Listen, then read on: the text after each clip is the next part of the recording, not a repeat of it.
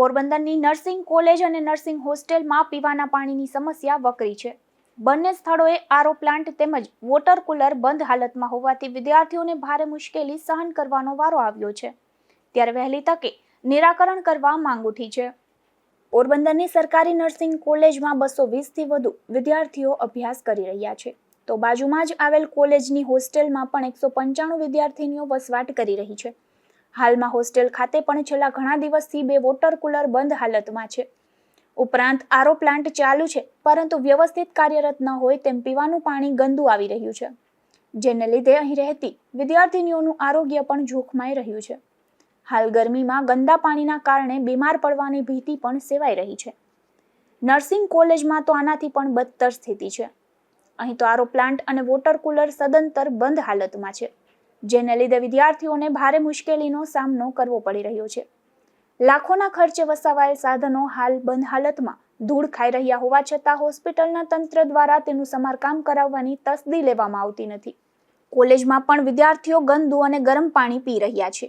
આ અંગે કોલેજના પ્રિન્સિપલને પૂછતા તેઓએ એવું જણાવ્યું હતું કે બંને સ્થળે પાણીની સમસ્યા અંગે તેઓએ અનેક વખત ઉચ્ચ કક્ષાએ રજૂઆત કરી છે અને વહેલી તકે નિરાકરણ કરવાની ખાતરી અપાઈ છે। નર્સિંગ સ્કૂલ અને નર્સિંગ હોસ્ટેલ બેમાં પીવાના પાણીનો પ્રશ્ન છે। ખાસ કરીને જે નર્સિંગ સ્કૂલ છે ત્યાં આરઓ પ્લાન્ટ પણ બંધ છે અને નર્સિંગ હોસ્ટેલ છે ત્યાં આરઓ પ્લાન્ટ જે છે એમાં ગંદુ પાણી આવે, વિદ્યાર્થીની ફરિયાદ છે। શું છે મામલો?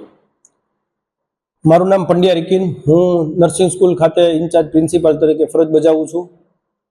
થોડા સમયથી નર્સિંગ હોસ્ટેલ અને નર્સિંગ સ્કૂલમાં આરઓ પ્લાન યોગ્ય કાર્ય કરતા નથી। આ બાબતે આપણે સિવિલ સર્જન સાહેબને લેખિતમાં રજૂઆત પણ કરેલી છે અને અહીંનો નર્સિંગ સ્કૂલનો આરઓ બંધ છે, નર્સિંગ હોસ્ટેલના આરઓમાં યોગ્ય પાણી નથી આવતું, એ વાત સાચી છે। સાહેબને આપણે રજૂઆત કરી છે અને સાહેબના તરફથી ટૂંક સમયમાં થઈ જશે એવું કીધું છે।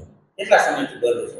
આ નર્સિંગ સ્કૂલનો આરઓ પ્લાન છે એ છેલ્લા 10 દિવસથી બંધ છે અને નર્સિંગ હોસ્ટેલનો આરઓ પ્લાન ચાલુ છે, પણ એમાં વિદ્યાર્થીઓની એવી ફરિયાદ છે કે પાણી પીવા લાયક નથી આવતું। વોટર કુલર પણ બંધ છે? હા, વોટર કુલર બંધ છે, પાણી ઠંડુ નથી થતું, પણ ફિલ્ટર પ્લાન નર્સિંગ હોસ્ટેલનો ચાલુ હતો, જેમાં થોડા સમયથી પાણી બરાબર ફિલ્ટર નથી થતું એવી ફરિયાદ છે।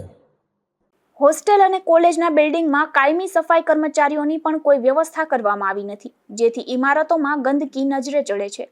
તો હોસ્ટેલમાં વિદ્યાર્થીનીઓએ જાતે જ સફાઈ કરી સ્વચ્છતા જાળવવા પ્રયાસ કરી રહી છે। ત્યારે બંને સ્થળોએ પૂરતા સફાઈ કર્મચારીઓની પણ નિમણૂક કરી નિયમિત સફાઈ કરવી જરૂરી બની છે। નિપુલ પોપટ સાથે અશોક થાનકી, ગુજરાત ન્યૂઝ, પોરબંદર।